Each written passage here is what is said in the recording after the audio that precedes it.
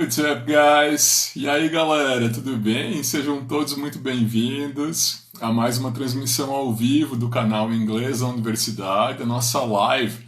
Toda segunda e toda quinta-feira nós chamamos de Live 947, porque ela começa às 21h47. E hoje nós vamos fazer uma transmissão muito especial. É a nossa primeira entrevista aqui do Inglês na Universidade para conversar com a nossa amiga Marina de Prá, que esteve numa experiência incrível de trabalho na NASA, que é a Agência Espacial Americana. A Marina aceitou o nosso convite para conversar.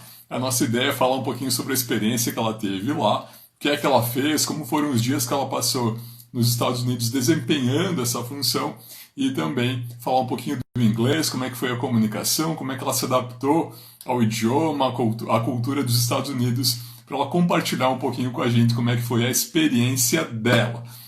Muito bem, antes de apresentar a Marina, minha amiga querida, que eu estou muito feliz em receber, estou muito lisonjeado por aceitar o nosso convite, é uma alegria para nós, uma honra aqui para o nosso canal, para a página inglesa da universidade, e nós estávamos ansiosos por ter a Marina aqui conosco. Eu vou chamar ela aqui e nós vamos começar, então não vou apresentar a Marina ainda, deixa eu adicionar ela aqui no convite.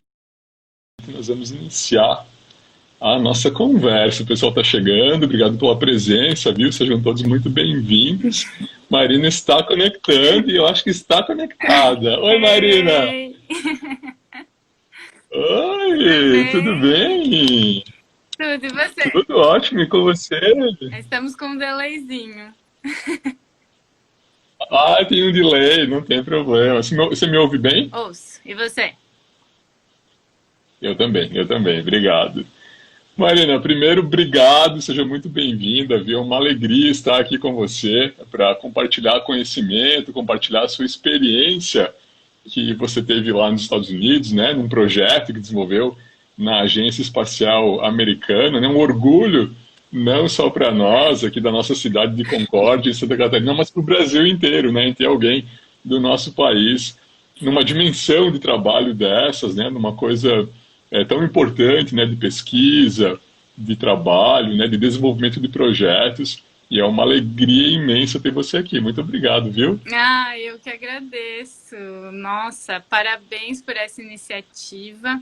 Esse canal de comunicação, ele vem agregar muito, principalmente nesse período agora que a gente está passando. Então, já te falei isso, mas o Instagram é fantástico, as dicas que tu tem repassado auxiliam muito na melhoria da pronúncia do inglês, na melhoria do conhecimento. E para mim, eu estou muito feliz também estar aqui, minha primeira live, com uma pessoa tão querida, que eu gosto tanto e que me ajudou tanto. E se não fosse pelo Daltro e pela escola, certamente eu não conseguiria ter tido a oportunidade e muito menos ter chego lá na NASA onde eu cheguei. Então, muitíssimo. Ah, imagino. Imagino. A alegria é minha, viu? Poder participar um pouquinho disso tudo, poder ser teu amigo, ter tido a oportunidade de te conhecer, sermos amigos primeiro, depois sermos professor e aluno. É sempre uma alegria falar contigo. Aliás, faz tempo que a gente não se vê. Faz Eu tempo. estava tentando lembrar disso e eu acho que foi no seu casamento, se eu não me Que engano. vergonha, né? Eu acho que foi 2018. Faz muito tempo. E quando a gente tinha combinado agora, na verdade, a gente se viu nos cafés, né? A gente se encontrou no Sim. AB, mas brevemente. Estamos nos Ah, foi. devendo Foi. visitas e o faremos, né? Que essa pandemia está sendo um aprendizado para a gente valorizar aí os bons amigos e os bons momentos. É verdade. Saudades. Pessoal, para quem está chegando agora, então, nós vamos fazer uma entrevista com a Marina de Prá. Ela é brasileira, aqui de Concórdia, né, no oeste de Santa Catarina, que é a minha cidade também. E ela participou, alguns anos atrás, de um projeto de pesquisa na Agência Espacial Americana, na NASA. Ela trabalhou lá e ela vai contar um pouquinho para a gente sobre a experiência. Antes de mais nada, eu gostaria de dizer que a entrevista será em português, porque nós queremos atender a todos os níveis de inglês, né, desde aqueles que estão mais básicos ou ainda não começaram a estudar, até os mais avançados. Então, para conseguirmos nos fazermos entender para todos os níveis de inglês. A entrevista será em português, até porque o foco de hoje é falar sobre a importância do inglês, não é necessariamente aprender ou praticar o idioma. Então, por essa razão, a nossa entrevista será em português. Bem, deixa eu apresentar aqui rapidamente a Marina para a gente. Meu Deus, estou me sentindo Pedro Bial. Vamos lá. A Marina de Prá é engenheira ambiental, ela é mestre e doutora em engenharia química, com ênfase em processos biotecnológicos pela Universidade Federal de Santa Catarina. É também professora adjunta da Universidade Tecnológica Federal do Paraná, na área de gerenciamento e tratamento de resíduos.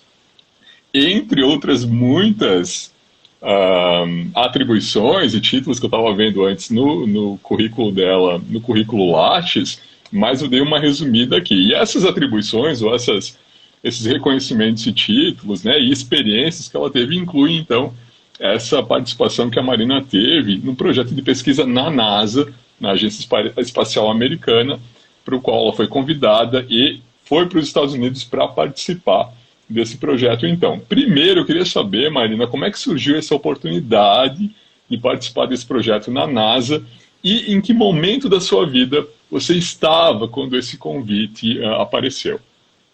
Vai, é uma história relativamente longa, né? Mas vamos lá, vou tentar ser sucinta, porque eu já te falei, professor fala demais, né? E se tu precisar me interromper, pode ir conversando Eu comigo. sei como é.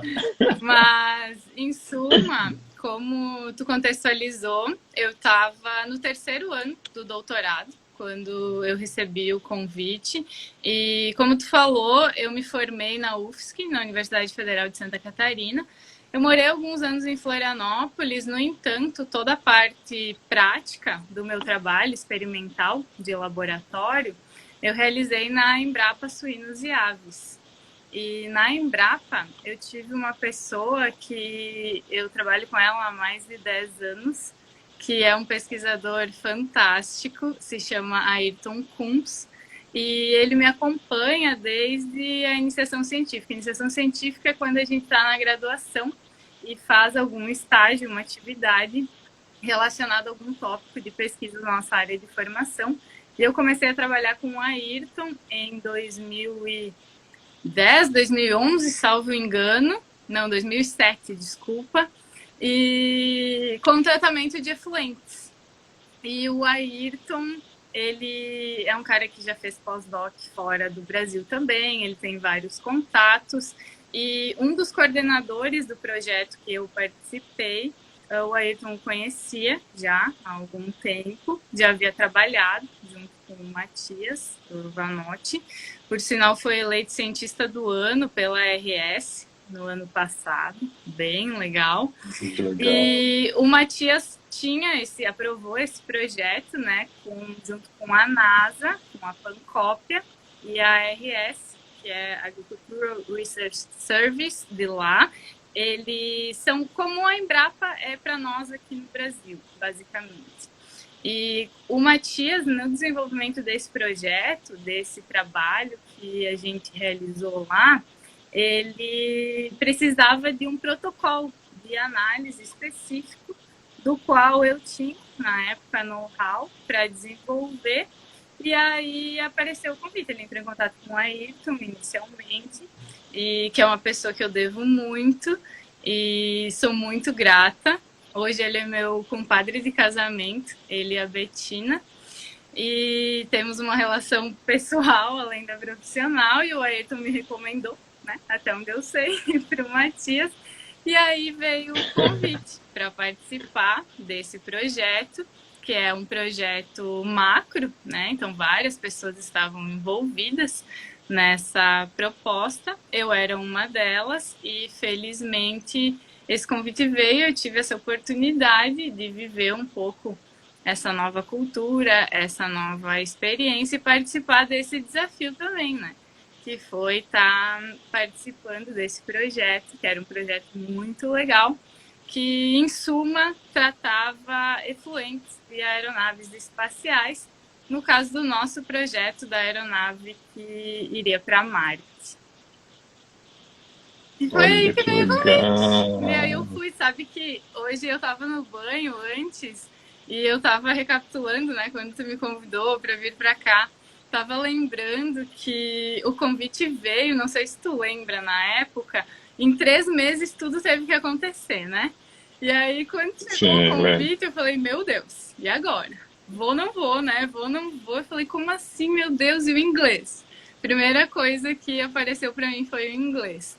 E como a gente não tinha muito tempo, eu precisava do passaporte, visto, o exame, né? Ao invés da gente fazer esses exames tradicionais, foi uma ligação do coordenador do projeto para mim. E tu lembra que Lembro. eu fui aí na escola pro Daltro me ajudar, porque eu tava com muito medo, obviamente, né, de conversar com ele pelo telefone, ainda tinha muito medo de não entender o que ele estava falando. E aí eu liguei pro Daltro, fui na casa dele, eles ligaram no telefone fixo da tua casa, né?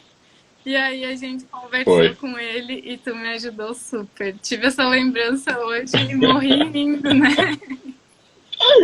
Sim, eu lembro.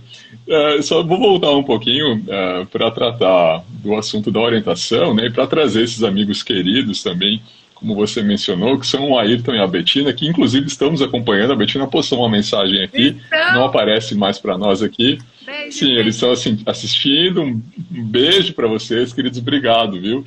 Obrigado por acompanhar, assim como todo mundo que está aí. Inclusive, se alguém quiser fazer uma pergunta no decorrer, por favor, fique à vontade, né? Eu estou acompanhando aqui o pessoal entrando, acenando, né?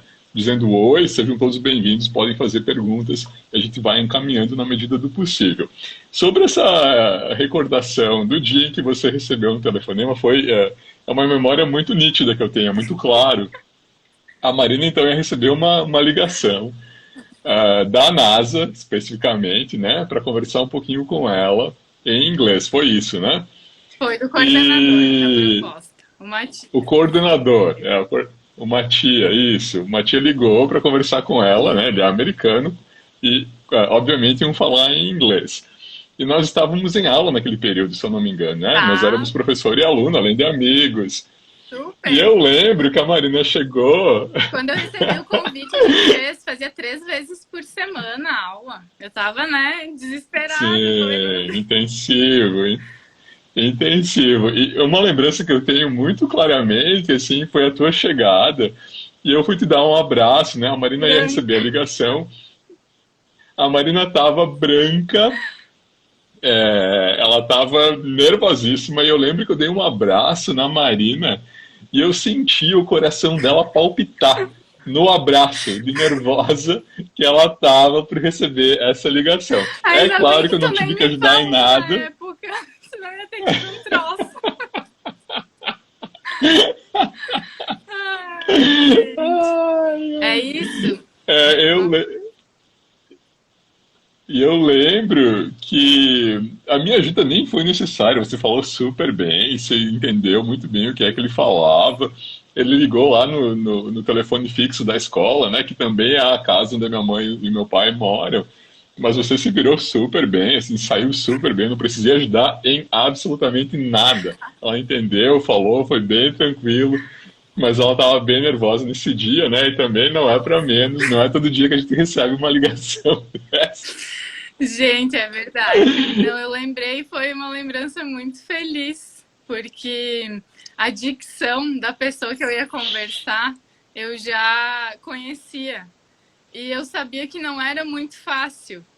Então, esse era o meu grande receio, porque eu já Sim, sim, sabia que eu tinha dificuldade de entender.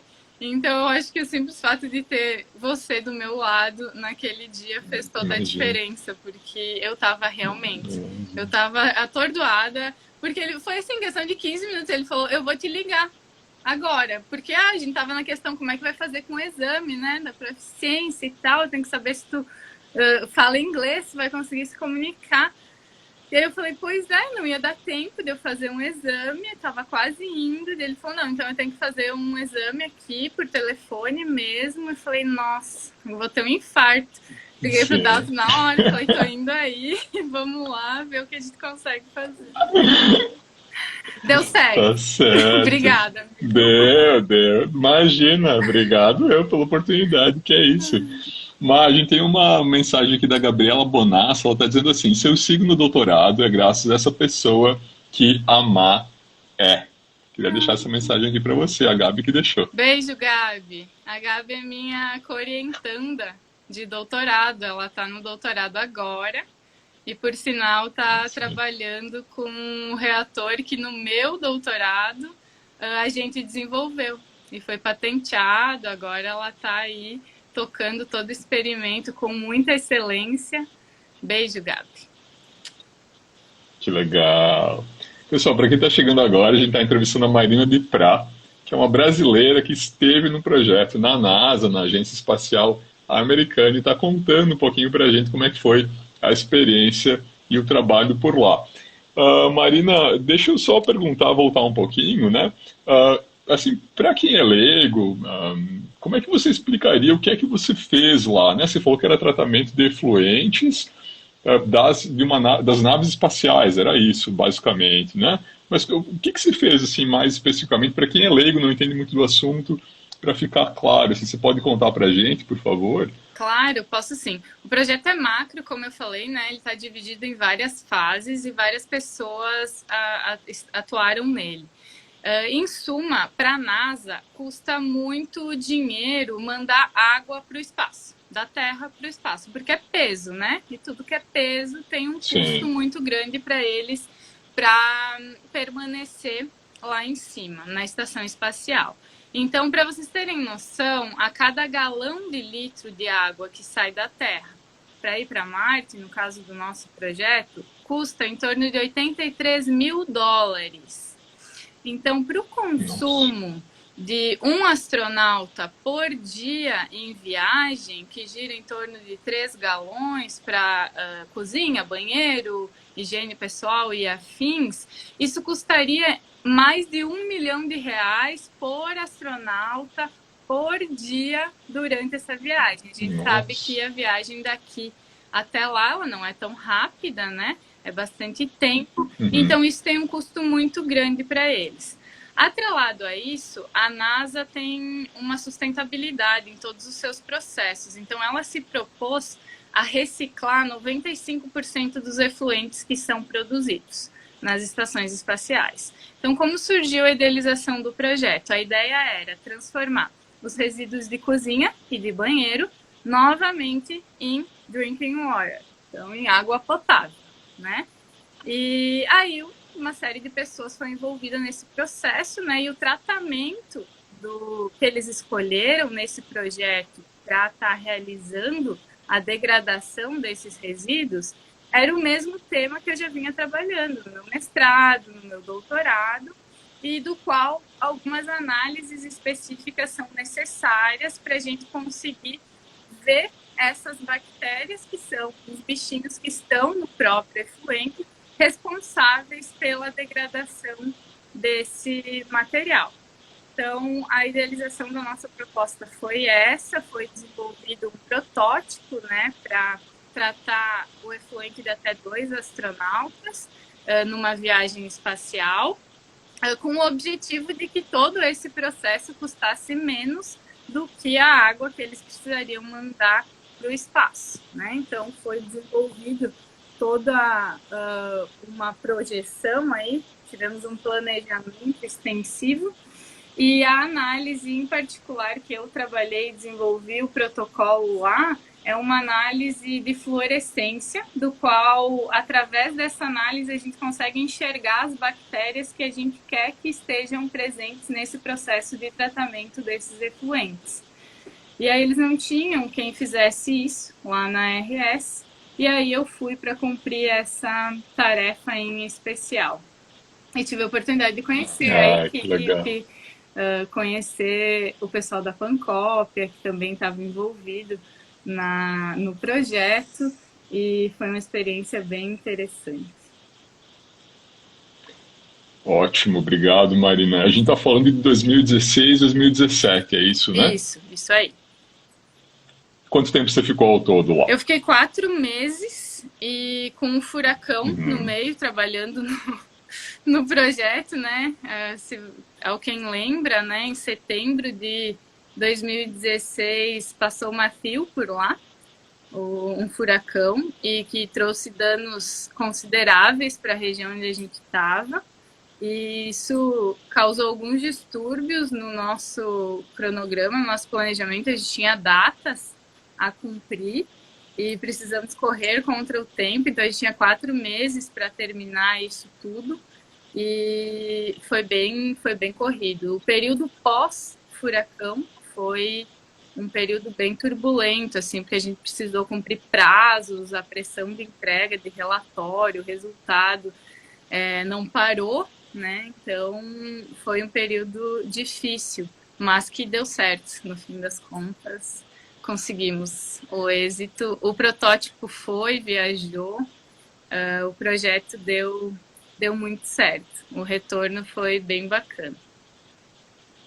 Ah, que ótimo. Uma das lembranças que eu tenho é a de você dirigindo sozinha e tendo que escolher caminhos alternativos por conta da devastação que o furacão causou em algumas regiões dos Estados Unidos. E você tinha um evento, se eu não me engano, e você teve que se deslocar de carro em Washington, exatamente. Teve que se deslocar de carro sozinha em meio a várias regiões devastadas ou atingidas por esse furacão. Você conta um pouquinho pra gente como é que foi, por favor? Nossa, foi. Esse caminho foi tenso. Eu tinha que apresentar os resultados parciais do projeto em Washington. Eu estava na Carolina do Sul, em Florence. E usualmente a gente fazia esse caminho ou de trem ou de avião, né? Mas o furacão tinha acabado de passar, então os trilhos de trem levou tudo, todos os aeroportos estavam fechados. Em Florence a gente estava com mais da metade da cidade sem luz, mas a gente precisava ir para Washington para apresentar os resultados parciais do projeto, porque tinha que ir, meu chefe na época foi bem incisivo, precisava ir. E eu falei, ué, mas vou como, né? Eu ia de trem até na época, tava com os tickets comprados e cancelou tudo. Eu falei, ué, vou como? Ele falou, não, vai de carro. Daí eu falei, de carro.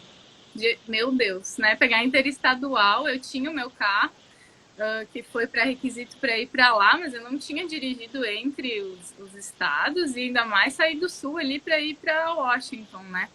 E aí fui, primeira tentativa. O furacão tinha acabado de acontecer, então várias partes de cidades vizinhas próximas estavam todas embaixo d'água. Eu peguei algumas barreiras, né, de áreas alagadas, assim, barreiras policiais, e cheguei em uma barreira que eu não tinha como passar. E isso não fazia um mês que eu estava lá. Então meu inglês ainda não estava aquele inglês, né? Eu tinha dificuldade ainda de comunicação, nervosa.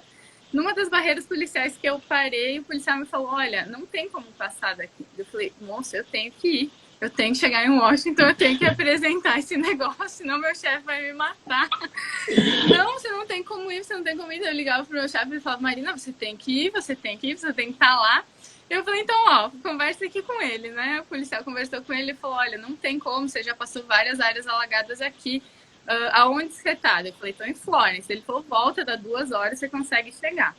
Eu falei, tá, então vou voltar e lá a gente vê o que vai fazer, né? E quando eu tava voltando, eu tinha passado por algumas áreas alagadas com o carro, assim, mas tipo, correntezinha, sabe?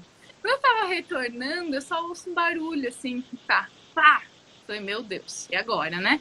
Terminei de passar a área alagada e quando eu chego no asfalto de novo, um negócio arrastando, tipo ferro, assim, embaixo do carro. Falei, misericórdia, e agora? O que eu faço? Peguei o celular e tava sem sinal. Porque lá é muito difícil não ter sinal, mas como tinha passado o furacão, tinha devastado muitas coisas. E falei, bom, fazer o quê, né? Encostei o carro, olhei deserto, não tinha ninguém, porque eu tinha pego caminhos alternativos das barreiras. Falei, agora, eu até lembro que na época eu tinha mandado, quando eu parei na barreira, eu mandei uma mensagem pro Marcelo, que é hoje meu marido, né? Na época era namorado, que tava aqui no Brasil. Aí eu falei, olha, tô voltando.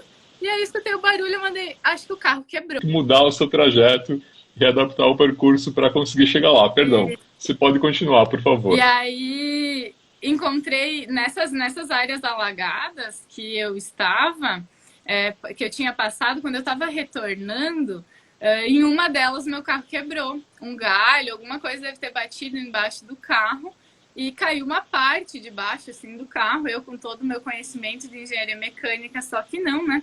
Encostei o carro, eu sei que deu tempo de eu mandar uma mensagem para o Marcelo na época falando: acho que o carro quebrou, e aí caiu a conexão, caiu tudo. O Marcelo quase teve um infarto aqui no Brasil, né? E aí fiquei parada no acostamento. De repente vem uma caminhonete, assim, lá é muito comum aquelas caminhonetes, essas que a gente tem aqui, S10 normais, mas com roda de trator, sabe? E aí com um negócio assim na frente, e desce um cara cheio da corrente, assim, cabelão. Falei, meu Deus, e agora? O que vai ser de mim, né? Aí ele chegou e falou, o que aconteceu? Eu falei, acho que o carro quebrou. Daí ele falou, o carro é seu? Eu falei, não, o carro é alugado, eu alugo todo mês. Ele abaixou, viu o que estava acontecendo lá embaixo, foi atrás da caminhonete dele, pegou uma barra de ferro enorme, um lençol, deitou embaixo do carro, começou a martelar aquele negócio, que era a proteção do motor, e tirou uma pecinha que até hoje eu não sei o que era aquela pecinha, porque eu não entendi o que ele falou muito bem. Eu estava nervosíssima, eu pensei, agora, tô sem carro, não ia conseguir sair da cidade, porque tinha perdido a conexão com o GPS. E o cara gentilmente me levou até a saída da cidade, arrumou meu carro, arrumou, né? Ele quebrou tudo que tinha lá para quebrar, falou, chega, vai no aeroporto, já troca o teu carro, eles vão trocar e tu consegue chegar em Florence tranquilo. Aí falei, beleza, cheguei em Florence, né? Troquei meu carro no aeroporto e fui direto para casa do meu chefe. Aí contei o caos que tinha acontecido, né? O carro quebrou, tem barreira, a interestadual tá trancada, não tem como ir. Daí ele me falou, pois é, mas então vamos ver o que a gente vai fazer. Eu falei, vamos ver o que a gente vai fazer. Aí ele falou, tu vai de novo? Eu falei, oi? Como assim eu vou de novo? Não, amanhã tu vai de novo. A gente pega um caminho alternativo aqui, tu vai de novo. Falei, ai meu Deus, eu vou morrer. Eu vou morrer. Falei, tá bom, né? Eu vou de novo. Lembro que aquele dia eu até entrei em contato com o Ayrton. Eu falei, meu Deus, eu vou ter que ir de novo. Aconteceu isso e aquilo. E assim, foi bem. Hoje eu dou risada da situação, mas a situação estava realmente muito crítica lá. Nessa última barreira que eu parei, eu vi famílias em cima de casas, assim, com a casa totalmente inundada. Então, estavam lá mais de 24 horas já, porque o furacão já tinha acontecido. Então, aquilo não é uma visão comum que a gente tem aqui no Brasil. O próprio furacão em si, a gente se prepara muito. Lá nos Estados Unidos, eles têm uma baita preparação. A gente parou de trabalhar 2 dias antes, acumulou água na banheira, alimento em casa, tem toda uma contextualização, mas não é comum a gente abrir a janela aqui no Brasil e ver um cabo de vassoura voando, ver uma árvore de mais de 20 metros cair. Essas coisas não acontecem com tanta frequência aqui. E uma árvore de mais de 20 metros tinha caído no meu quintal. Eu vi uma enxada assim, voando, sabe, com o vento. A gente não sente, mas é assustador, sabe? E aí, quando ele me falou, vai de novo, falei, nossa, tá, vou, né? Vou fazer o quê? Troquei o carro, peguei um outro carro, arrumei as minhas coisas de novo, falei, agora eu vou por esse caminho alternativo. Levei 12 horas para chegar de Florence a Washington, mas cheguei. E no fim foi muito bom, porque como eu fui para Washington, eu fiquei uma semana lá para apresentar os resultados parciais do projeto, tinha um evento que a gente ia participar, foi bem legal, porque aí eu fiquei fora da zona de todo o furacão não tinha chegado em Washington, e quando eu voltei, já tinha se restabelecido luz, eles estavam trabalhando, reconstruindo fiação, tudo que tinha danificado. Eles são muito rápidos nisso, então eu não senti tanto o ônus nessa parte. Mas, claro, tudo começou a atrasar, reagentes, insumos, materiais que a gente precisava para o laboratório, fruto do furacão que tinha passado e chegou com uma intensidade razoável onde a gente estava. Então foram altas emoções nessa viagem. Eu posso imaginar. Já teria sido sem furacão. Imagina com um furacão ainda na conta, né? Para contar a história depois. Mas é claro que na hora deve ter sido bastante tenso, né? Um momento de precaução, preocupação, né? Inclusive, especialmente porque é uma coisa, como você disse, né? Muito diferente para nós aqui. Nós não temos esses fenômenos naturais, né? Graças a Deus. Então é tudo muito, muito novo, né? Muito inusitado para nós aqui do Brasil. Marine, como é que foi a adaptação lá quando você chegou? Como é que foi assim, em termos de cultura, de idioma? Como é que você se sentiu acolhida? Como é que foi a sua chegada nos Estados Unidos? E depois, como é que foi a sua chegada também lá no laboratório de escritórios da NASA? Cara, a minha experiência foi muito tranquila, assim. Eu já ouvi muitos relatos de pessoas que se queixam bastante, né, da receptividade. Eu tive o Matias, que foi o coordenador da proposta. Ele é casado com uma mulher, a Judy, e a Judy foi uma mãe para mim, assim. Eu cheguei e no meu apartamento, ela pegou a chave do meu apartamento, ela colocou comida na geladeira, ela colocou vinho na geladeira, ela comprou roupa de cama Ai, que pra legal. mim, sabe? Então a Judy foi, tipo, minha melhor amiga e uma pessoa fantástica que me acolheu como se eu fosse filha dela mesmo. Ia lá no apartamento quando eu tava pra gente conversar, me ajudou a comprar celular quando eu cheguei, a me estabilizar, né? Então foi uma pessoa muito tranquila. O que eu sinto e senti lá é quando as pessoas querem te entender, elas te entendem e se esforçam. Mas tem as pessoas que não Sim, querem te atender e não querem se fazer entender também. Aí acontecem umas sim, coisas muito engraçadas, né? Na primeira semana que eu tava lá, eu não conseguia pedir meu almoço. Porque o cara, sabe, quando ele te repete assim, e repete muito rápido, e daí você fala, você pode repetir? Aí ele leva ao pé da letra, ele repete na mesma intensidade, na mesma velocidade, na mesma frequência, então eu continuo não entendendo. Aí você pede para ele falar um pouquinho mais sim, devagar, então. Aí ele já perdeu a paciência contigo. Aí ele já não quer mais se fazer entender, não quer conversar contigo. Então isso aconteceu comigo lá, acontece sim, mas a gente consegue se comunicar, sabe? Óbvio que ter a base do inglês para mim foi muito importante e algumas coisas engraçadas acontecem com diferença de significado de região para região nos Estados Unidos também, né? Teve uma situação sim, muito engraçada na Carolina do Norte, numa das reuniões que a gente teve. Reuniões para eles lá no horário do almoço, continua a reunião tudo normal, é pedida comida e a galera continua comendo, assim, na frente da reunião não para, né? Tudo continua. O cara puxa sim, uma sim. cenoura do bolso, assim, começa a comer no meio da reunião, tá tudo certo. E nessa reunião da Carolina do Norte, eles me falaram, eu falei, o que vai ter de almoço hoje, né? Eles me falaram barbecue. Eu falei, barbecue? Tipo, como assim? Vai rolar um churrasco aqui, né? Vai rolar um Vão trazer uma churrascão. carne no meio da reunião, o que vai acontecer?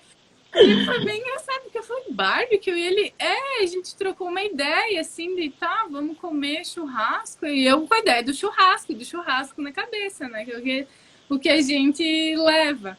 E, de repente, chegou o cara com a comida, assim, um monte de potinho, pão, e o barbecue, para eles lá, é um molho de carne de porco desfiada. Mas não é o Sim, sabor do molho barbecue. Não tem nada a ver. É a carne de porco desfiada. Para eles é barbecue. E churrasco mesmo é skewer, que é tipo palito, assim. sim, Então, não vi isso em Washington, não vi isso em outro lugar. Mas para eles lá, barbecue era a carne de porco desfiada. Então foi bem engraçado, porque quando chegou a comida eu tentei explicar para ele o que eu tinha entendido, daí ele também, né, falou que ele achava que ele não estava entendendo muito por que eu estava tão indignada que seria um barbecue na hora do almoço. Aí eu expliquei para ele como é que era o barbecue aqui do Brasil, né, como é que a gente fazia o nosso churrasco aqui. Então foi bem engraçado. Assim, existem diferentes significados e diferentes palavras que às vezes são habituais para a gente e diferentes formas de falar. Então, algumas Sim. coisas que eu vejo que chamaram bastante atenção. Cumprimento, né? A gente sempre... Hi, how are you? I'm fine. Para eles, existem duas coisas assim que muito eles usam em Flórida. Quando você pergunta how are you? Good. Just it. Good. Good. Good. Good seria Yeah. um assunto Good. se você vai continuar falando com a pessoa. Se você está cruzando com ela, aí essa eu também demorei um tempo para entender de fato o que eles estavam falando. É uma frase assim, é tipo um Hey, what's up? How are you doing? E aí, na It's a very velocidade day. máxima, né? Então, hey, what's up? How are you doing today? Oi, tudo Sim, bem? Como é que você sim. tá hoje? Mas a pessoa já fala passando, assim, né? Isso o pessoal Aham. mais jovem usa bastante. Hey, what's up? How are you doing today? E o I'm fine, ouvi muito pouco lá. O good, muito. Good. How are you doing today? Good. How are you? Okay. And that's it. Sabe que essa foi uma postagem que nós fizemos aqui, inclusive, né? Porque se tem como costume, ou até uma tradição aqui no Brasil, esse cumprimento, né? Com how are you e o tal do I'm fine, thanks, I'm fine, thanks, I'm fine, thanks. Tudo bem até dizer I'm fine, né? Embora não seja tão comum assim quanto o público brasileiro, né? Os alunos de inglês imaginam. Porque a palavra good para responder how are you é muito mais usual, muito mais comum, né? Good, good. E também a palavra thanks, né? As pessoas não agradecem, né? Ah, tô bem, obrigado. É muito formal dizer tô bem, obrigado, né? As pessoas ficam no good e ficou por isso, né? Como a gente tem formas muito menos formais de utilizar aqui em português, também há formas mais usuais, né? Mais coloquiais em inglês também. É bem exatamente isso, né? Uma adaptação, assim, né?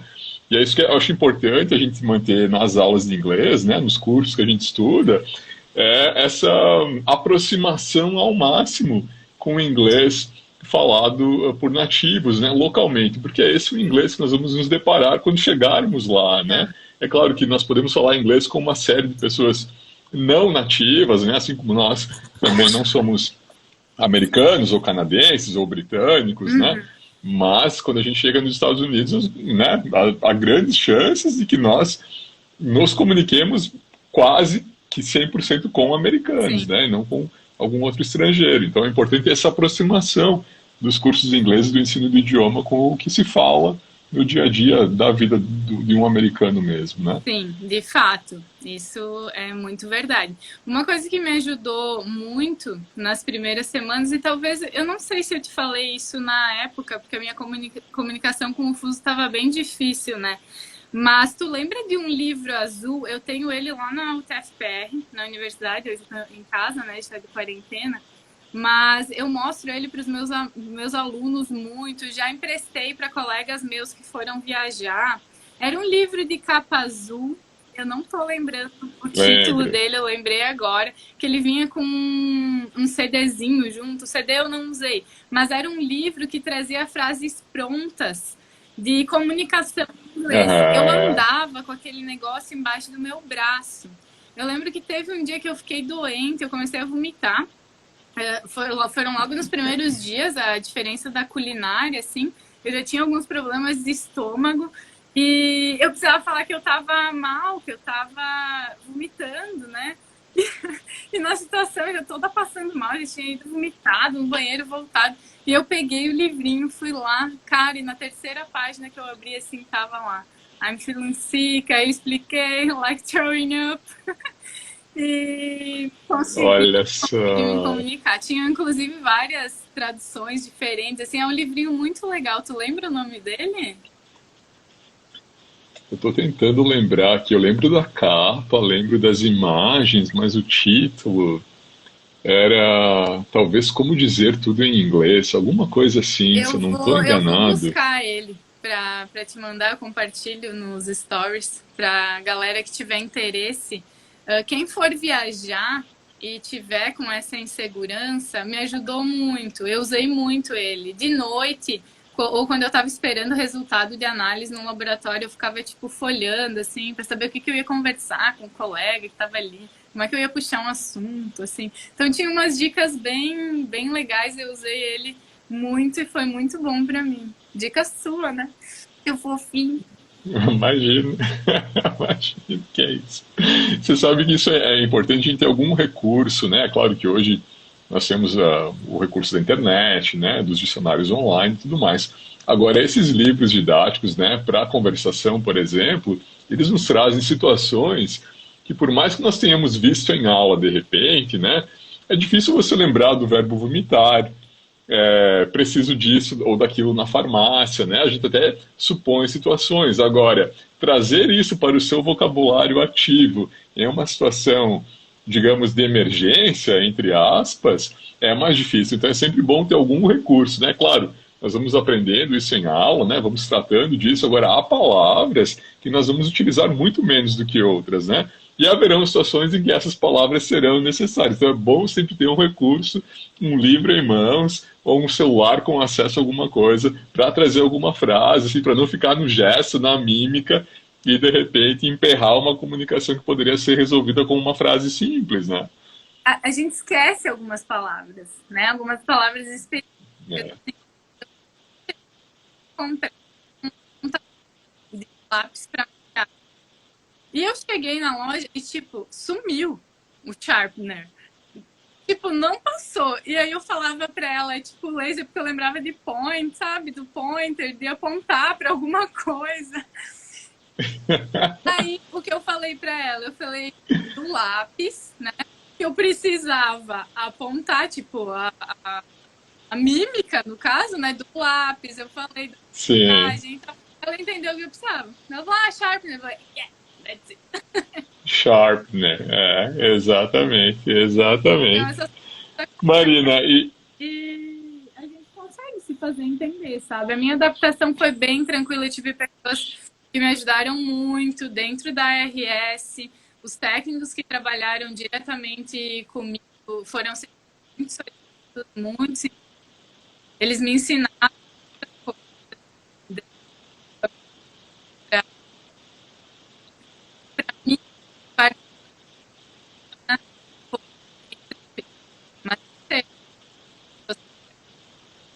não tão legal pela receptividade das pessoas, né? Algumas, depende muito da região, do que você está fazer, algumas pessoas realmente não têm paciência e faz parte, move on, segue a sim, vida, vai conversar com outra pessoa, se é para pedir comida, vai pedir outra comida, a gente vira, né? sim, sim, sim. A receptividade, né, ela varia muito, né? Isso é uma questão de personalidade, né? Do dia que a pessoa está tendo, da forma como ela trata um estrangeiro, né? Isso é uma questão muito variável. Então, quanto melhor nós falarmos inglês, maiores são as nossas chances de conseguirmos estabelecer uma comunicação efetiva, né? E sermos bem recebidos, digamos, né? Do outro lado. E eu queria saber também de você, que impressões você teve de cultura, assim, como é que foi a receptividade. Eu lembro que teve uma oportunidade que a gente conversou rapidinho e você me disse que sentia muita falta do abraço. Muito. Isso é uma coisa que me marcou, assim, né? Porque os americanos são, digamos, conhecidos, né? Embora isso possa ser uma impressão injusta para algum deles, como pessoas mais frias, assim, numa cultura sem muito abraço, sem muito beijo, né? Queria que você falasse um pouquinho dessa adaptação cultural na sua chegada e no período que você passou lá. Talvez não são eles que são muito frios, mas é que a gente que é próximo demais, né?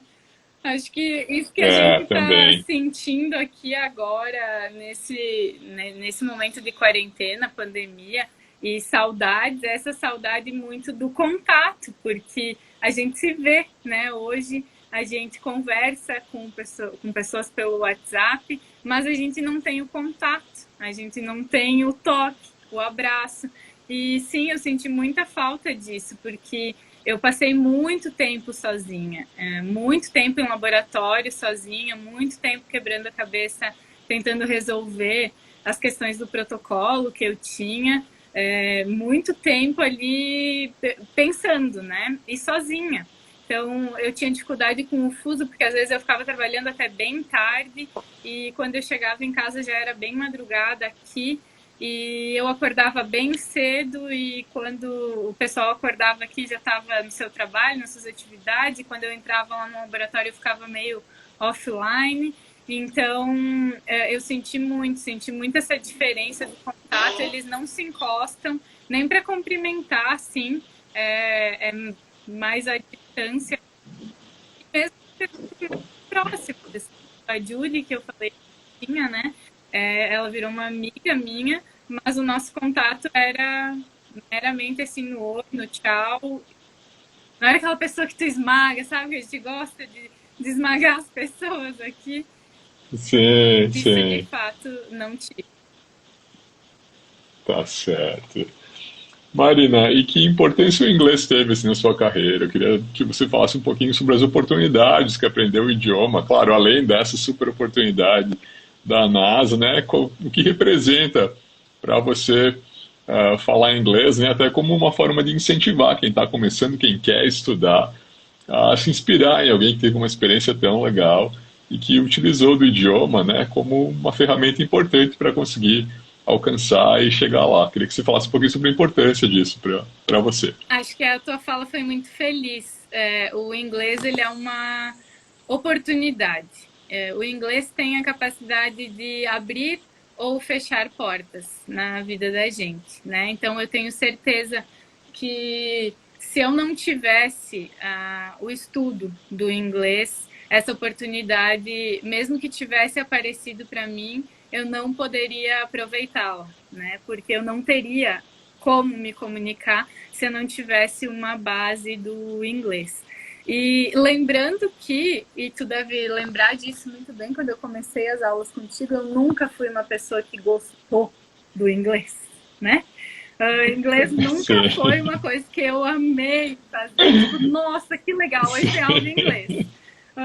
Vou para aula de inglês, né? Eu estudei inglês, comecei a estudar inglês em escolas tradicionais, assim, quando eu era bem novinha, eu não fiquei um ano numa escola tradicional. E depois eu tentei novamente essas escolas tradicionais e também parei, porque eu não conseguia gostar da dinâmica. Em inglês trabalha muito, né? Quando você precisa é que você pensa, nossa, o inglês pode ser importante para mim. Mas eu não gostava de estudar inglês. Mas eu continuei. E aí, quando eu comecei aula particular de inglês, que eu comecei com a Andressa aí de Concórdia num primeiro momento, e fiz algumas aulas com ela, foi uma pessoa muito legal também. E quando eu comecei as aulas contigo, foi que eu comecei a encontrar um prazer nas aulas de inglês. Muito pela pessoa da áudio, Imagina, né? Que eu obrigado. sempre te falei isso, mas passou a ser um momento bom para mim, tá? Na aula de inglês, e aí o aprendizado acabava vindo como uma consequência. Então, isso para mim foi muito importante, porque eu fui um dos exemplos que não me adaptei nas metodologias tradicionais que a gente tem nas escolas mais tradicionais, e de forma alguma eu tô falando que isso é bom ou é ruim, tá, gente? Eu tô falando o que foi para mim, a minha experiência. Então, Sim. eu não consegui essa adaptação porque eu sempre tive dificuldade. E com você aí, né, nas nossas aulas, a coisa andou assim muito bem. Nesses anos que a gente ficou Que bom. juntos, eu tive um aprendizado bem grande. E naquele intensivão que a gente fez nos 2 meses antes de eu ir, de fato, ele foi bem importante. E eu consegui aprimorar bem a língua antes de chegar lá, e isso fez muita diferença para mim. Porque se eu já tive dificuldade num princípio, tendo essa base, eu nem consegui,